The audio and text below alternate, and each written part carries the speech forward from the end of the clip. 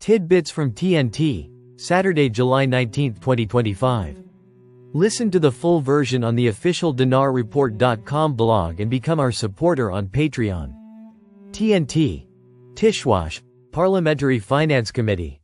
OPEC informed SOMO that 280,000 barrels smuggled from the region are counted against Iraq's share. The head of the Parliamentary Finance Committee, MP Atwan al-Atwani, confirmed on Friday that OPEC informed the State Oil Marketing Organization, SOMO, that approximately 280,000 barrels of oil smuggled daily from the Kurdistan region are counted as part of Iraq's quota. Al-Atwani said in a televised interview followed by IQ, the region is smuggling oil and exporting about 280,000 barrels per day in an undeclared manner. A message arrived from OPEC to SOMO stating, "We are receiving oil from your side. It is true that it is not in your name, but it is your oil. It is estimated at about 280,000 barrels per day."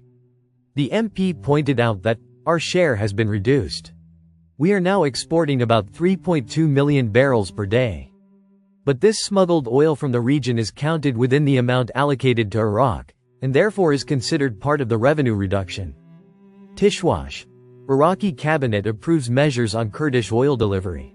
The Iraqi cabinet, headed by Prime Minister Mohammed Shia al-Sudani, held an emergency session on Thursday and issued a series of binding decisions regarding oil production and financial coordination with the Kurdistan Regional Government, KRG. In a major development, the cabinet approved the immediate transfer of all oil produced in the Kurdistan region to Iraq's State Oil Marketing Organization, SOMO, for export.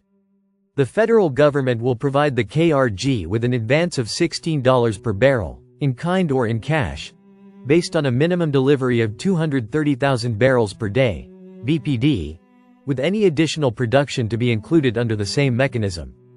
Current production stands at 280,000 barrels of oil per day, of which 50,000 barrels of oil per day is reserved for local consumption within the region. The remaining 230,000 barrels of oil per day, along with any future increases, will be delivered to SOMO. Should exports stop for any reason, the KRG must deliver the full quantity to the Federal Ministry of Oil instead. The KRG will also be responsible for the production and transport costs of the 50,000 barrels of oil per day used locally, while revenues from sales of refined products will be transferred to the federal treasury after deducting those costs. Additional financial decisions included: the KRG must deliver 120 billion Iraqi dinars as a preliminary estimate of May's non-oil revenue share. A joint auditing team will verify and classify non-oil revenues from May 2025 onward. A new joint committee will oversee the localization of salaries in the region within 3 months, as required by a federal court ruling.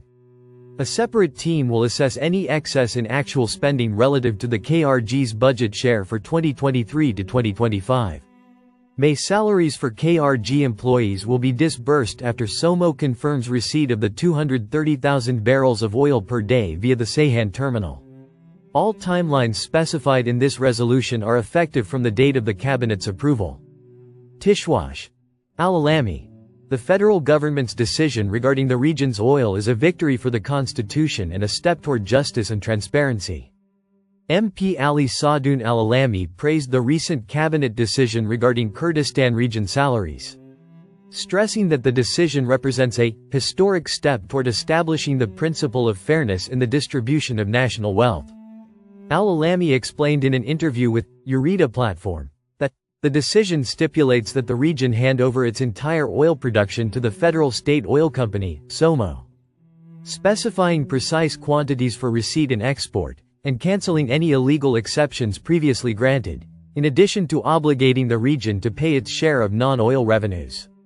He pointed out that the decision also includes the formation of federal committees specialized in monitoring, auditing, and localizing spending and salaries, and linking the disbursement of salaries to the regional government's full commitment to delivering oil.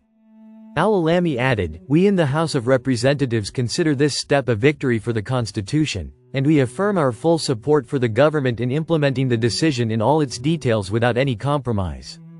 In order to preserve the rights of the people of the South and Center, who have long suffered from the lack of justice in the distribution of wealth." He concluded his statement by stressing that Parliament will have an effective oversight role to accurately monitor the implementation stages, ensuring the rights of all Iraqis without exception are protected. Listen to the full version on the official dinarreport.com blog and become our supporter on Patreon. Source: dinarrecaps.com